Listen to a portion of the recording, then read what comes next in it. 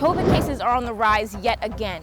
I'm Chiara Medley with more on how COVID and the recent rise in cases is affecting our furry friends at some local animal shelters. Are you tired of the same old stores and restaurants? Maybe looking for a new job opportunity? I'm Jamon McKinney with why the Toledo area could be looking to positively upgrade very, very soon.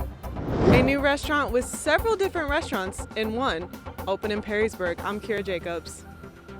Local Metro Park getting the first food and beverage location. I'm Lauren Height with how soon you'll be able to enjoy food and drink here in the Metro Parks. I'm Daisy Caruso. Could Texas's new abortion policy influence policy in Ohio? Stay tuned to find out. Your news in 10 minutes starts now. I'm Lauren Height. I'm Jordan Sansom. It's been called the most restrictive abortion law in the country. President Joe Biden has stepped in to stop it, and pro-choice and pro-life advocates are watching very closely. Even though this is happening 1,300 miles away, UT10's Daisy Caruso shows us how the Texas law could have an influence on Ohio policy. The Texas law is causing discussion across the country and energizes protesters like these in front of Capitol Care Clinic in Toledo last week. Texas's policy bans abortions at around 6 weeks when a fetal pulse can be detected.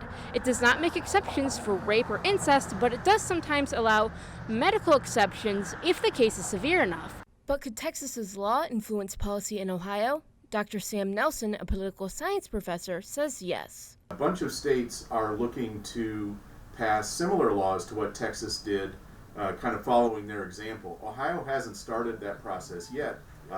Ohio certainly has a number of abortion bans that have been debated or in the legislature, that have been passed, that have been discussed.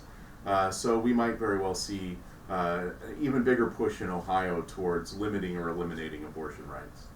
Kristen Haiti, who works at Capitol Care, Toledo's last abortion clinic, worries about how this could affect the rights of the patients there. With abortion trap laws, it's a domino effect. One state passes, every other state takes notice, and they'll do the same thing. We already know these bills are being filed in other states. It's only a matter of time before they come here, and we have to be prepared to fight them back. Peter Range from the Catholic Diocese and the director of the Office for Life in Toledo hopes that more policy like Texas's gets passed across the country. For me, the abortion issue is about bringing about a culture of life. And so any legislation which advances the law forward to creating a culture of life, I would be all for. In Toledo, Daisy Caruso, UT10 News. There have been several efforts put forward to stop the law, including President Biden's Department of Justice suing Texas. The hearing in that case is Friday. The Supreme Court will also hear a case concerning a similar abortion ban in Mississippi in December. Elections are coming up, and now is the time to register. The registration deadline in Ohio is October 4th, and early voting will begin the very next day. The election takes place on November 2nd, and you will need a valid driver's license or ID to register.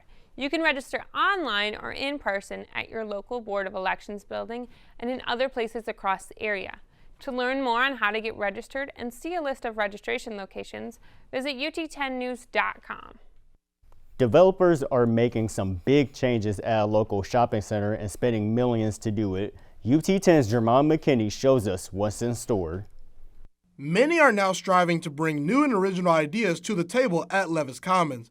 Construction has already begun for several new shops, restaurants, and offices with the idea of bringing a new lifestyle and more job opportunities to the Toledo area. Danbury Realtors Rick Prokep believes Levis Commons is on the upward trend and that the new buildings will cater towards people's overall needs and will offer more jobs as well. Prokep and many others believe the future is more than bright in the Levis Commons area and are excited to move past the Great Recession along with COVID-19 as well. Levis Commons is actually extremely successful. I know people see some empty storefronts, but a lot of the stores that went out were simply COVID related. We think this is the next evolution of it. It's more of what people are looking for today. So with Danbury, there's roughly 60 to 70 jobs. The whole building probably has about 80 to 90 jobs attached to it. We've also leased another space to Tan Lines. There's some new restaurants and things like that going in. So there's new apartments. They all feed off of each other, right? So the goal is to have all these projects fully constructed by February of 2022 with the hopes of elevating the Toledo community. I'm Jamon McKinney from UT10 News. Big changes are coming to a local Metro Park too, and you might be surprised by what you'll soon be able to enjoy there. The Toledo Metro Parks are a staple in the community. Oak Openings is the first Metro Park in Toledo offering a coffee shop house and a brewery location. Scott Carpenter has been working for the Toledo Metro Parks for over 20 years and believes this is a great new development. We have the Treehouse Village there, which is like a hotel operation in a sense. This provides food and beverage for the folks staying there. Heavy Beer Company and Black Kite Coffee are teaming up with the Metro Parks at the Beech Ridge area of Oak Openings. The building they will be operating in is called the Wheelhouse, and they will base their attention on the trail riders and hikers, treehouse guests, and those who want to get into nature while also enjoying snacks, coffee, and beer. And can't wait to see what the folks from Heavy do to the interior to bring that all together. This is a year-round project they can't wait to expand on. Heavy Beer Company has expanded from Toledo to Cleveland and southern Michigan, and the company hopes to be in Cincinnati and Chicago in the near future. Heavy Beer Company and Black Kite Coffee have seamlessly transitioned into working with the Metro Parks because they have previously worked together by creating a custom craft beer for the Metro Parks, where some of the proceeds go towards its upkeep. And so that was kind of a natural fit for us, and we had this great building, so it kind of all came together. The spokesperson says the bulk of the interior construction will be done next month. They're hoping to be open for business in November. The pandemic has been hard on everyone, and our furry friends are no exception. UT10's Tiara Medley joins us now live in the newsroom with how COVID is impacting animal shelters in the area. At the beginning of 2020, COVID hit shelters hard. Since then, they've regained some normalcy, but you'd be surprised at exactly how well they've bounced back. The Toledo Animal Shelter has been running strong for 94 years, but at the beginning of 2020, business stopped. And when they reopened, some things needed to be changed. Business was now to be done by appointment only, and masks are required at all times. Steve Kiesling, the director of the Toledo Animal Rescue, was just starting out at the shelter when the pandemic started. The organization basically shut its doors to intakes and adoptions in March because everything was so uncertain. We kind of kept with that in April.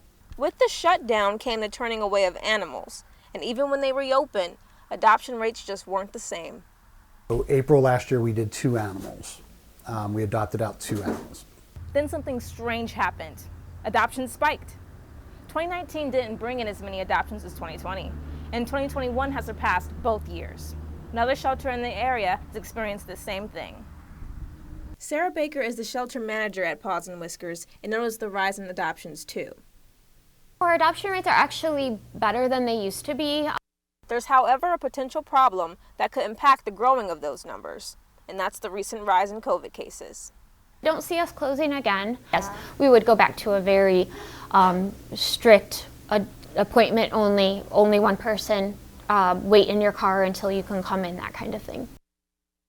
Toledo Animal Rescue and Paws and Whiskers would hate to shut down again because of how negatively that affects animals. When they close, no new animals are taken in and no animals in the shelter are adopted out. This is the case, but Sarah assured me that the safety of her employees and adopting families is her #1 priority.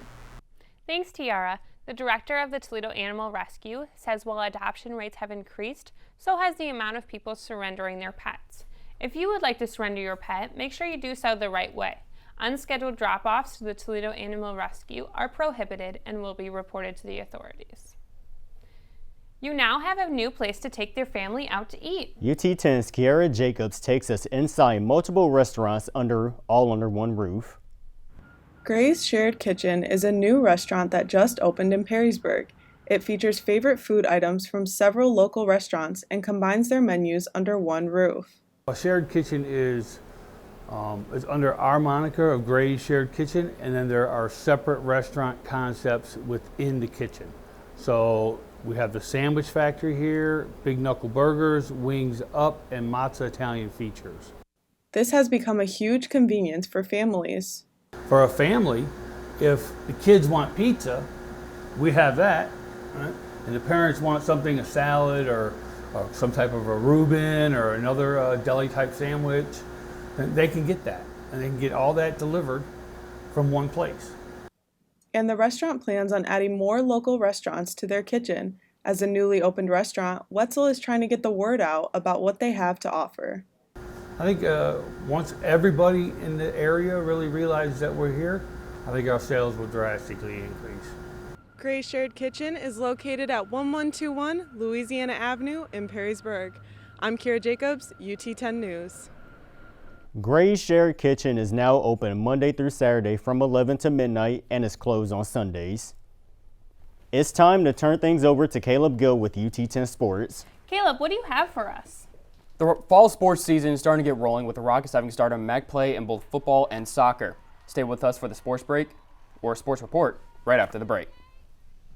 University of Toledo's Department of Communication is proud to announce a new partnership with WGTE Public Media.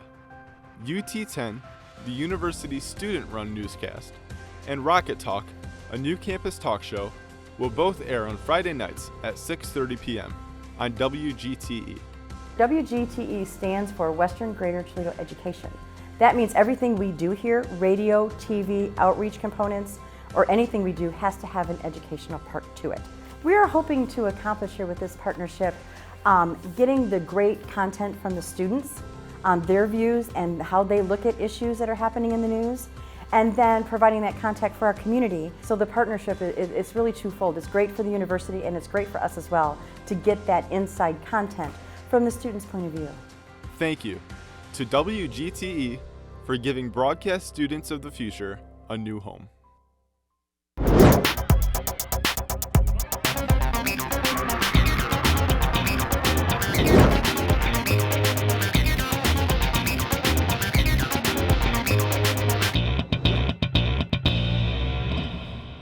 I'm Caleb Gill, and this is your UT10 News Sports Report. This past weekend, 2 Rocket sports teams opened up MAC play. The women's soccer team has a few MAC games under their belt now, but first, the football team went into Muncie, Indiana with vengeance on their mind. The beginning of the game appeared to have the makings of a potential shootout, with the Ball State Cardinals marching down the field on their opening drive to get a field goal. And the Rockets quickly answering, with quarterback Carter Bradley hitting wide receiver Devin Maddox on a 69-yard touchdown. After struggling to get the ground game going a week prior, the Rockets seemed to have no issues running the ball at Ball State. The Rockets rushed for 272 yards, with quarterback DeQuan Finn leading the way with 106 yards rushing, 70 of those yards coming on Finn's touchdown run. Brian Koback added to the Rockets' efforts on the ground with 84 yards rushing, along with Jaquiz Stewart, who rushed for 58 yards. The Rockets' defense stepped up again for another week, now having back-to-back weeks without allowing an offensive touchdown. 4 sacks from the defensive line helped to stop the Cardinals from getting anything going on offense. The Rockets would end up getting their revenge on the Cardinals after losing to them the last 2 seasons with a final score of 22-12. It was a beautiful day for some soccer at Paul Hotmer Field, and the women's soccer team did not disappoint. After winning their first MAC game last Thursday against Northern Illinois, the Rockets came into Sunday's game hoping to start MAC play with 2 wins. In doing so, this required a strong performance from Emma Batorwick, who did not allow a single one of Western's shots on the goal. This is now Batorwick's 6th shutout of the season. Sophomores Ellie Poole and Grace Tursky each scored a goal for the Rockets, with Tursky getting one in the 37th minute and Poole getting one almost immediately after halftime in the 46th minute. The Rockets would go on to beat the Broncos 2-0. Freshman McKenna Schultz also played a major role in the Rockets getting 2 shutouts this weekend, which allowed her to be named MAC Defensive Player of the Week. Back to Jordan and Lauren. Caleb, that's it for UT10 News.